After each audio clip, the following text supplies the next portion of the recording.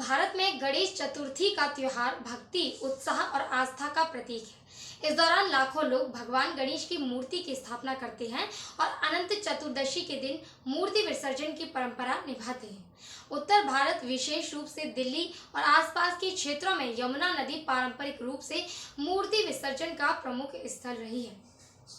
हालांकि हाल के वर्षों में यमुना नदी में मूर्ति विसर्जन को लेकर पर्यावरणीय चिंताओं और सख्त प्रशासनिक नियमों ने इस प्रथा को नया मोड़ दिया है। आइए इस विषय पर विस्तार से जानें कि यमुना में मूर्ति विसर्जन क्यों विवादास्पद हो गया है और इसके विकल्प क्या हैं। यमुना नदी और मूर्ति विसर्जन की परंपरा। गणेश चतुर्थी के दौरान भक्त अपनी आस्था को व्यक्त करने के लिए गणेश जी की मूर्तियों को नदियों, तालाबों और समुद्र में विसर्जित करते हैं। यह परंपरा प्रतीकात्मक रूप से गणेश जी की विदाई और उनके अगले वर्ष पुनः आगमन का संदेश देती है। यमुना नदी, जो दिल्ली और उत्तर भारत के लिए जीवन रेखा मानी जाती है, लंबे समय से इस धार्मिक प्रथा का केंद्र रही है। हर साल हजारों मूर्तियां, जिनमें से कई प्लास्टर ऑफ पेरिस यानी पीओपी, रासायनिक रंगों और गैर जैविक सामग्रियों से बनी होती है, यमुना में विसर्जित की जाती हैं। पर्यावरण का प्रभाव। यमुना नदी पहले से ही भारत की सबसे प्रदूषित नदियों में से एक है। नदी में औद्योगिक कचरा, सीवेज और अन्य प्रदूषकों का बोझ पहले ही भारी है। मूर्ति विसर्जन इस समस्या को और गंभीर बनाता है। प्लास्टर ऑफ पेरिस से बनी मूर्तियां पानी में आसानी से नहीं घुलती, जिससे नदी का तल मलबे से भर जाता है। इन मूर्तियों में इस्तेमाल होने वाले रासायनिक रंग, जैसे कि मरकरी, जिंक ऑक्साइड, क्रोमियम और लेड, पानी में घुलकर जलीय जीवन को नष्ट करते हैं।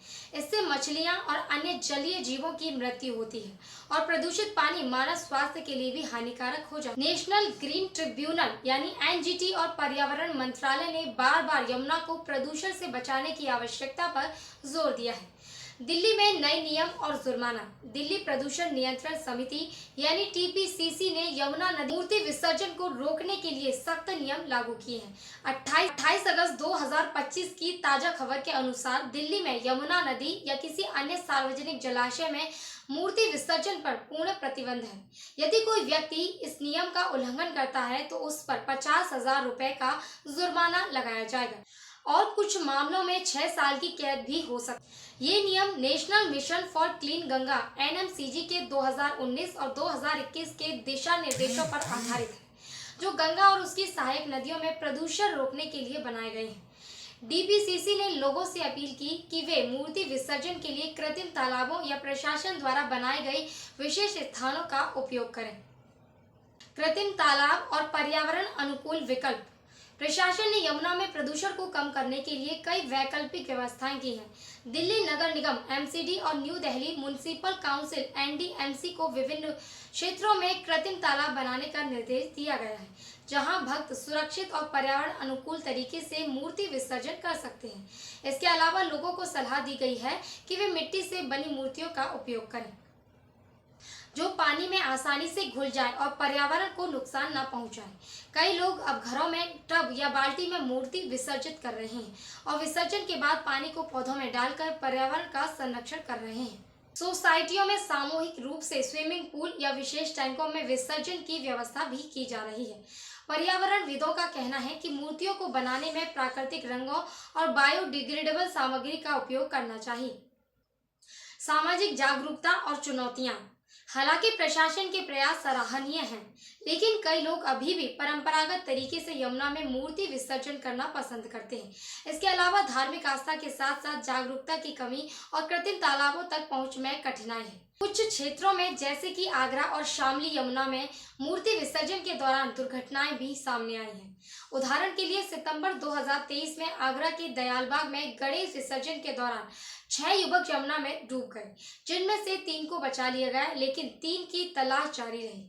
ऐसी घटनाएं न केवल पर्यावरणीय बल्कि सुरक्षा के दृष्टिकोण से भी चिंता का विषय। आगे की राह।